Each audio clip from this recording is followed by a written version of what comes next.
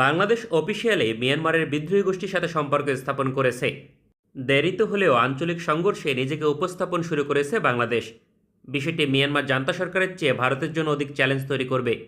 বিগত 17 বছর বাংলাদেশ আঞ্চলিক ভূরাজনীতিতে নিজেদের স্বার্থ রক্ষায় ব্যর্থ ছিল, কারণ বাংলাদেশের হয়ে সকল সিদ্ধান্ত নিত পার্শ্ববর্তী একটি দেশ, যার ফলে রোহিঙ্গা ইস্যুতে জাতীয় নিরাপত্তা হুমকির সম্মুখীন।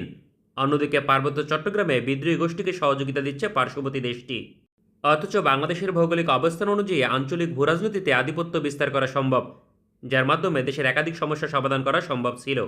দেরিতে হলেও আঞ্চলিক সংঘর্ষে নিজেকে যুক্ত করতে যাচ্ছে বাংলাদেশ সরকার, যার প্রথম পদক্ষেপ মিয়ানমারের বিদ্রোহী গোষ্ঠীর সাথে সম্পর্ক স্থাপন করা। বাংলাদেশের মাটিতে বর্তমানে প্রায় 1.5 মিলিয়ন রোহিঙ্গা আশ্রয় নিয়েছে। সময়ের সাথে এই সমস্যা আরও ঝুঁকি তৈরি করবে।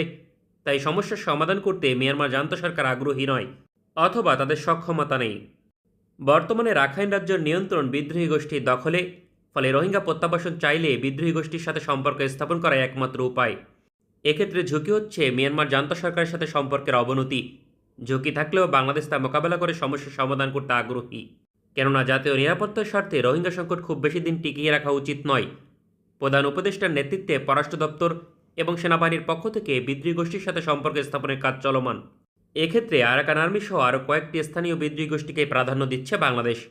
এমন অবস্থায় বাংলাদেশ সেনাবাহিনী চাইলে খুব সহজেই মিয়ানমারকে বিচ্ছিন্ন করে দিতে সক্ষম, কারণ রাখাইনের সাথে বাণিজ্যিক সম্পর্ক বৃদ্ধি করেছে বাংলাদেশ, যার ফলে বিদ্রোহী গোষ্ঠী অর্থনৈতিকভাবে লাভবান হচ্ছে। এর মাধ্যমে বাংলাদেশের উপর নির্ভরশীল হবে রাখাইন এবং আরাকান আর্মি। পরবর্তীতে আলোচনার মাধ্যমে রোহিঙ্গা সংকট সমাধান করবে। এই কৌশলে আগামী 3 থেকে 5 বছরের মাঝে সকল রোহিঙ্গা প্রত্যাবাসন করা সম্ভব। অতীতে একই কৌশল অবলম্বন করেছিল বিএনপি সরকার। তৎকালীন সময়ে প্রায় 2.5 লক্ষ রোহিঙ্গা প্রত্যাবাসন করা সম্ভব হয়েছিল। ঠিক একইভাবে ভারতের বিদ্রোহী গোষ্ঠীর সাথে গোপনে সম্পর্ক স্থাপন করতে পারে বাংলাদেশ, যার মাধ্যমে বাংলাদেশের স্বার্থ নিশ্চিত করা সম্ভব। বাংলাদেশের পার্বত্য চট্টগ্রামে বিদ্রোহী গোষ্ঠীকে উস্কানি দিচ্ছে পার্শ্ববর্তী দেশের গোয়েন্দা সংস্থা। বিপরীতে পূর্বাঞ্চলের 7 রাজ্যের বিদ্রোহী গোষ্ঠীকে সহযোগিতা করতে পারে বাংলাদেশের গোয়েন্দা সংস্থা। তবে পার্বত্য চট্টগ্রামের পরিস্থিতি বাংলাদেশের পক্ষে নিয়ন্ত্রণ করা সম্ভব, কারণ পার্বত্য চট্টগ্রামে ক্ষুদ্র নৃগোষ্ঠীর সংখ্যা 8 লক্ষের বেশি নয়।